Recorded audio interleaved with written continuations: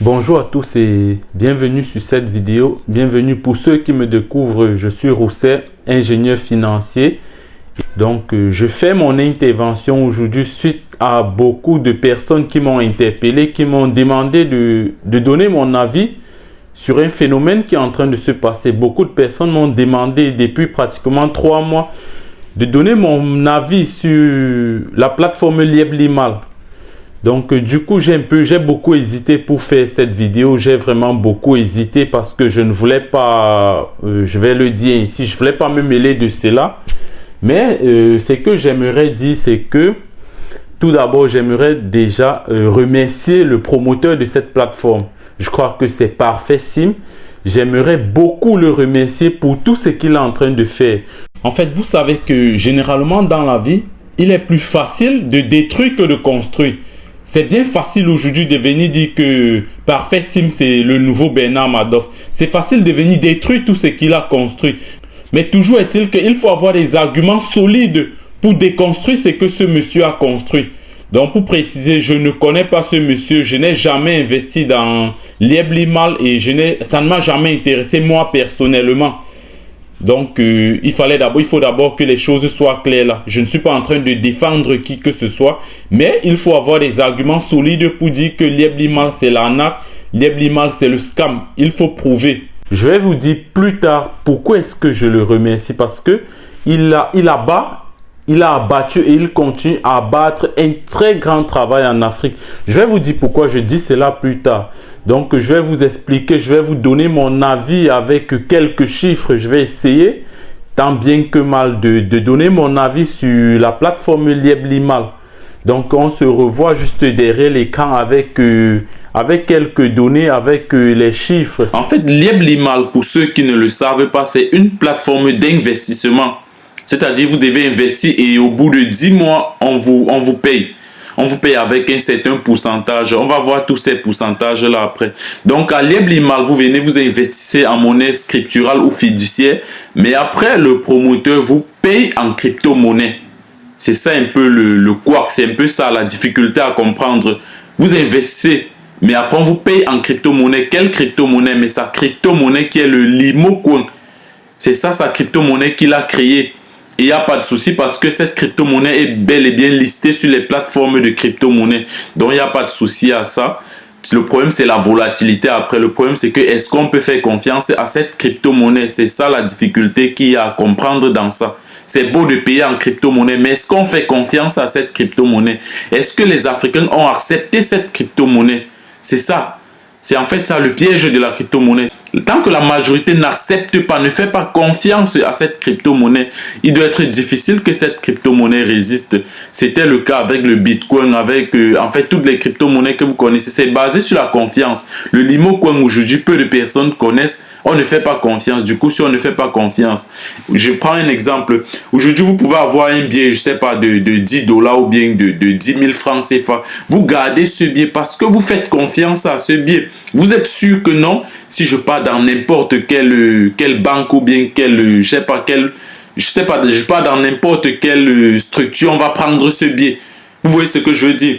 Donc du coup, le Limocoin, quand vous détenez cela, vous n'êtes pas sûr. Vous ne faites pas confiance en fait parce que vous savez que ceux qui reçoivent ça sont infimes. Il y a une petite partie de personnes qui connaissent cette crypto-monnaie et qui sont capables d'accepter cette crypto-monnaie. En fait, c'est pourquoi la crypto-monnaie, c'est compliqué, c'est complexe. C'est complexe parce que tout le monde ne fait pas confiance à cela. Du coup, c'est basé sur la confiance. Rien que la confiance. Le Limocoin n'est pas une mauvaise chose. Mais le problème, c'est la confiance.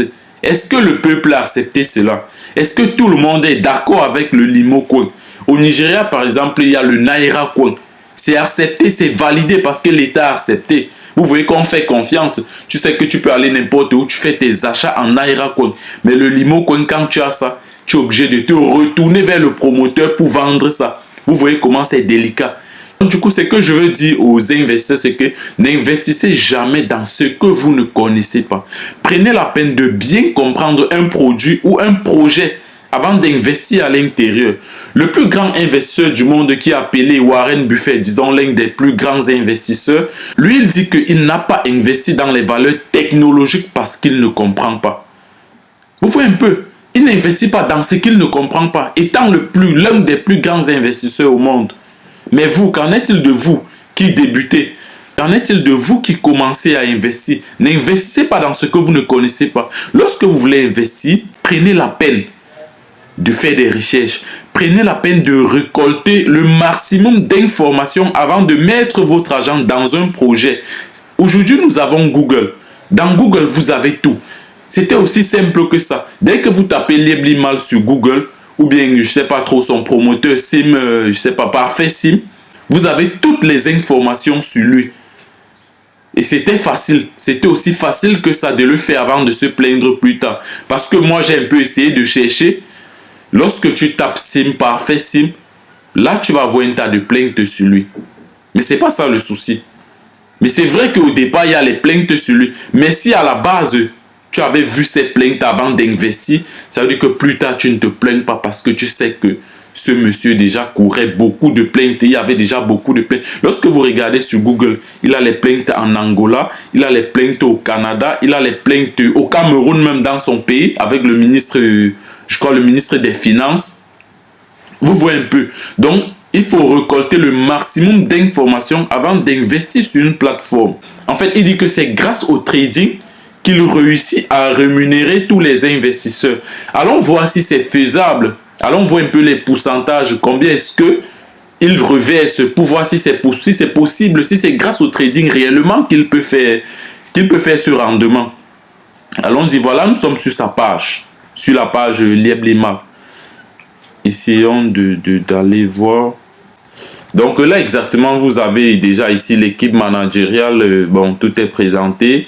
Émile Parfait Sim qui est le PDG. Après, bon, il y a tout ça. C'est vrai qu'on a mis un peu quelques blancs, je dirais, pour essayer de renchérir le truc. Mais bon, c'est rien, tout ça, c'est les détails. Allons-y plutôt bas et on va voir. Allons-y voir. Voilà comment, en fait, il remunait. Donc, ce qui se passe, c'est qu'il y a des packs. Il y a des packs et vous allez payer. Ça, c'est la valeur du Limo Coin. Bon, je crois qu'il a réactualisé. Donc, c'est de ce côté. C'est plutôt de ce côté. À droite, parce qu'au départ, c'était ici à gauche. Mais c'est plutôt à droite ici. Donc, on investit. Lorsque vous investissez 200 Limo Coin. Et il faut déjà savoir qu'un Limo Coin, d'après les informations que j'ai récoltées, je ne suis pas très sûr. Je peux me tromper. Un Limo Coin valait 1000 francs CFA. Donc, vous achetez un Limo Coin à 1000 francs CFA. Donc, 200 Limo Coin pour avoir la valeur en francs CFA. Vous multipliez juste 200 fois 1000 francs CFA. Vous voyez que ça vous fait carrément 200 000 francs. Donc, il fallait investir 200 000 francs et pour avoir une rentabilité de 204 Limo Coin. Ce qui fait 102%. Donc, c'est en fait 2%. 2%, l'un de taux d'intérêt, en fait, c'est 2% au bout d'un an, je crois. 12 mois, oui, justement, au bout d'un an. Donc, vous avez 2% au bout d'un an. Et lorsque vous investissez 400 000, vous avez 8% au bout d'un an. Lorsque vous investissez 800 000, vous avez 14%, parce que c'est 114%. Si on retire 100% qui est votre investissement de base, ça vous reste 14% de taux d'intérêt. Donc, vous avez 14%. Là, les choses commencent à être sérieuses. On va aller plus loin. Si on part sur le parc du Quai, vous avez dépensé 12 800 Limo Coin. Vous gagnez 129%. Donc, 29% de taux d'intérêt après un an. Là, ça commence à être intéressant. Ça commence à être intéressant parce que pour verser 29% de taux d'intérêt, je vous assure qu'il faut être un magicien du trading. Parce que les plus grands traders ne font pas ce résultat. C'est impossible de faire sur ce résultat sur la durée. Sur un an, c'est possible. Sur 2 ans, c'est possible. Mais sur la durée, 3 ans, 4 ans, 5 ans, c'est quasi impossible de faire un rendement de 29% en trading. Donc là, il est clair et net que la rémunération ne vient pas du trading. On ne peut pas faire ce pourcentage dans la durée. Et puis encore, on a 37% le plus bas. Le dernier pas, vous avez un taux d'intérêt de 37%. Donc vous avez une récompense de 37%. Je vous assure que c'est impossible.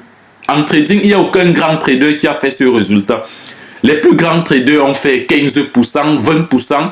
Je crois qu'il y a l'un des plus grands traders qui a fait, je crois, 25% sur 20 ans. Le plus grand trader sur 20 ans. Donc il a aligné ce taux d'intérêt. Il a aligné 25% sur 20 ans. Je crois bien. Mais là, on vous dit 37%. C'est pas possible en trading. Ne pensez pas que le trading, c'est le jeu au hasard. C'est un game. Non. Le trading, c'est pas le jeu au hasard. C'est sérieux et c'est impossible de promettre 37% à un investisseur. Là, c'est ça le souci avec moi. Au départ, c'est faisable. 2%, 8%, 14%. Là, jusqu'à 14%, c'est bon. C'est faisable. Jusqu'à 14%, je vous assure que c'est faisable s'il a vraiment une équipe solide, s'il a vraiment une équipe qui travaille. Vous allez voir que c'est faisable de faire jusqu'à 4%, de promettre jusqu'à 14%. Mais après 14%, là, c'est que ça devient compliqué. Ça devient compliqué parce qu'il faut vraiment être, je sais pas, un talentueux hors pair pour trader et promettre 14 et promettre 20% aux souscripteurs. Parce que déjà, dans les 20%, tu as ta propre rémunération. Vous comprenez ce que je veux dire? Lui-même d'abord a sa rémunération et de là, il va soustraire maintenant. Donc, ça veut dire qu'il doit faire environ même 25% ou 23%. Il retire pour lui 3% et il vous reverse le reste. Vous voyez un peu ce que je veux dire? Mais ce n'est pas possible. En trading, ce n'est pas possible. Je vous assure, ce n'est pas possible. Donc, déjà là, moi déjà en tant que financier, là, je m'arrête là. Je comprends que ce n'est pas possible de faire cela. Vous voyez un peu? Mais bien avant, pour les investisseurs, il fallait déjà prendre les informations sur le promoteur, sur la plateforme. Qu'en est-il? D'où est-ce qu'il vient? Est-ce que... Il y a beaucoup de questions à se poser avant d'investir sur une telle plateforme. Maintenant, rendons-nous sur la plateforme où est listé le Limo Coin. Et cette plateforme s'appelle CoinMarketCap. Sur cette plateforme, vous avez en fait toutes les crypto-monnaies. On se rend sur cette page, on va voir comment se comporte le Limo Coin. La monnaie la crypto-monnaie de Lieblimal. Là, nous sommes rendus sur cette page-là, vous voyez. On a presque tout en rouge. Lorsque tout est en rouge, comme vous remarquez, c'est un très mauvais signe déjà. C'est un très mauvais signe. On ne va pas vraiment tout analyser, mais bon, on va dire l'essentiel. Là, en fait, c'est le prix. Ça, c'est le prix du Limo Coin. Là, on remarque que c'est en rouge. Le prix est en train de baisser considérablement. Les derniers 24, le prix a perdu le coût. Bon, généralement, en bourse, on parle du coût, pas du prix. Le coût. Bon, disons le prix pour faire les choses simples. Donc, le prix a baissé de 1,26%. Là, vous voyez. Et j'ai remarqué que le prix à la base, au départ, le prix d'un Limo Coin était à 15 $. J'ai vu ça, le prix le plus haut en fait. J'ai vu ça quelque part, c'était à 15 000 $. Bon, on peut revoir ça ici. On peut chercher ça ici. Un an. 1 year. Un an. Voilà exactement. Là, on peut voir que le prix le plus haut d'un Limo Coin était à 15,86 $. Mais quitter de 15,86 $ à aujourd'hui 0,3299 $. Donc vous voyez que le Limo Coin a perdu plus de 99% de sa valeur. Plus de 99% de sa valeur, vous imaginez. Depuis sa création jusqu'à aujourd'hui, le Limo Coin a perdu plus de 99% de sa valeur. Bon, j'ai compris, certains disent que même quand le Limo Coin baisse, ça n'influence pas. Ça n'influence pas en fait le gain qu'on gagne. Non, mais ça influence. Ça influence parce que vous êtes entré quand c'était peut-être 15 $. Aujourd'hui, on vous dit que ça coûte 0,3231 $. Donc, croyez-vous que c'est le promoteur qui doit perdre ça? Non. C'est pas le promoteur qui perd, mais c'est tous ceux qui ont investi à l'intérieur qui perdent. Par exemple, quand le franc CFA baisse sa valeur, mais tous ceux qui vendent en devises perdent. Tous ceux qui ont vendu à l'extérieur en devises perdent. Regardez, tout à l'heure, on était à 2,16%. Là, tout à l'heure, ça baisse encore de 3,28%.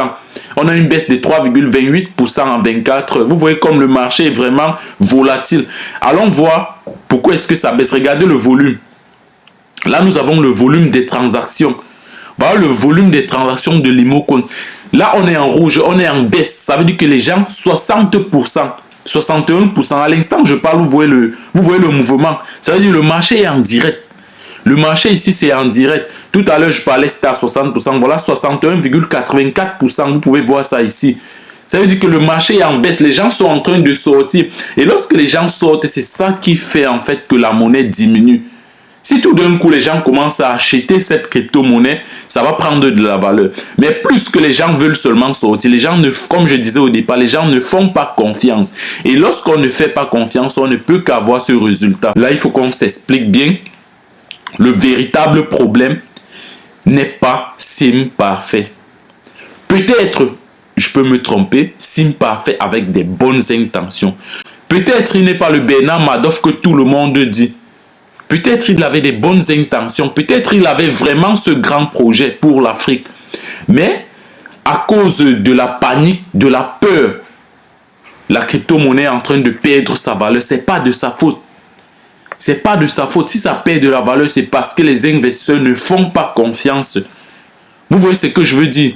Peut-être il avait des bonnes intentions, mais toujours est-il que le pourcentage qu'il promet quand même, c'est extraordinaire. C'est pas possible. Il faut le dire aussi, c'est pas possible. Même s'il avait des bonnes intentions, le pourcentage qu'il promet, le taux d'intérêt qu'il promet, c'est pas possible. Donc, moi, au départ, je disais que je le félicite, je l'encourage parce que ce projet, en fait, a amené les Africains à comprendre c'est quoi la crypto-monnaie. Parce qu'en fait, nous, les financiers, c'est notre combat. C'est notre combat, c'est de dire à cette jeunesse que virer vers de nouvelles horizons. Aujourd'hui, en fait, tout le monde est viré vers la crypto-monnaie. Tout le monde est viré vers ce monde-là. Et c'est ça notre combat. Et je crois que Parfait Sim a fait un grand boulot. Il a fait déjà un grand boulot jusqu'ici.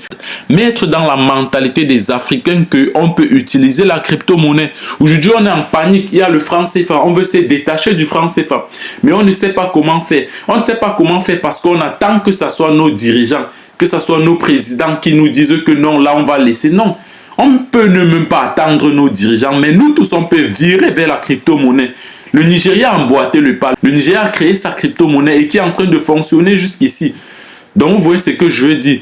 Donc, on n'est pas obligé d'attendre nos dirigeants. Nous aussi, on peut bouger le pas. On peut bouger le pas si nous faisons confiance à un truc comme le Limocoin. Si tout le monde fait confiance à ça, vous allez voir que Parfait Sim avait raison. C'est pourquoi moi, je le félicite. Après, je ne connais pas ses intentions. Je ne connais pas trop ce qu'il avait. Je ne connais pas trop ce qu'il pensait avant de créer cela. Mais quand même, le projet est louable. Le projet est louable et l'État ne peut pas encourager ça. Vous savez pourquoi l'État ne peut pas encourager ce projet?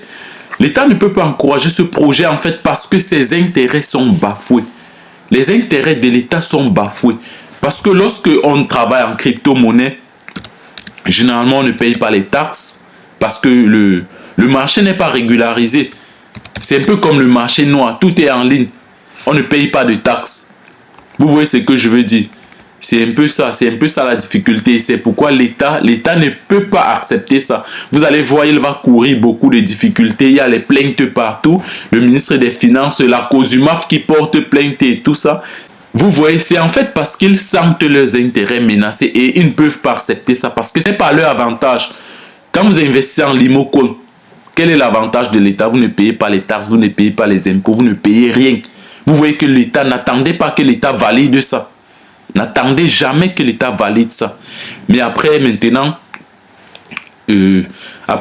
il faut s'informer, il faut prendre beaucoup d'informations avant d'investir sur un tel projet. Il faut beaucoup s'informer, il faut beaucoup se documenter. Si vous avez un souci, allez sur Google.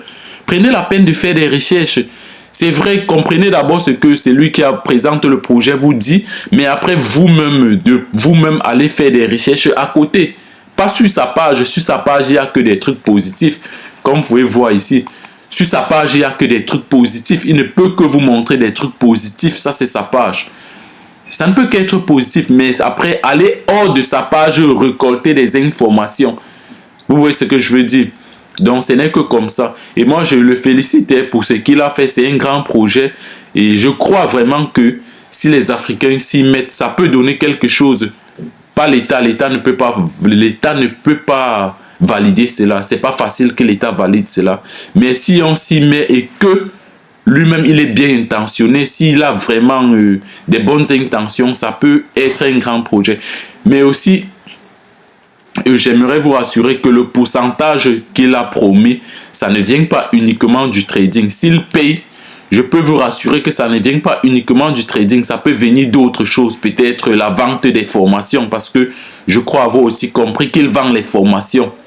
Ouais, ça peut venir de la vente des formations. Donc, il ne faut pas négliger aussi cela. Mais si ce n'est que trader comme nous on le fait chaque jour là, ce n'est pas possible de promettre 37% à quelqu'un. Moi, je suis trader, mais ce n'est pas possible de promettre cela. Parce que toi-même, tu n'es même pas sûr de battre le marché. Et comment tu vas promettre 37%? Parce qu'en fait, vous savez que tous les traders, l'objectif principal, c'est d'être au-dessus du marché, rester entre 10 et 15%. Mais au-delà de ça, ça veut dire que vous êtes plus grand, vous êtes plus fort que le marché. Vous comprenez? Ça veut dire que vous êtes au-dessus du marché. C'est ça le but du trader, et pas faire comme le marché. Donc, on va s'arrêter là, mais s'il y a les questions, on peut réagir encore pour mieux éclaircir, pour mieux éclaircir les choses. Donc, et déjà, je vais préciser que j'ai une page de trading. Là, on parle juste de finance et de tout ce qui va avec. Mais il y a une page où on ne parle que du trading, rien que de la formation en trading. Si vous êtes intéressé, vous pouvez vous abonner, c'est Rai Trading, je vais mettre ça, je vais mettre le lien en commentaire. C'est Rai Trading, vous vous abonnez. Là, on parle uniquement du trading. Donc, on se voit à la prochaine.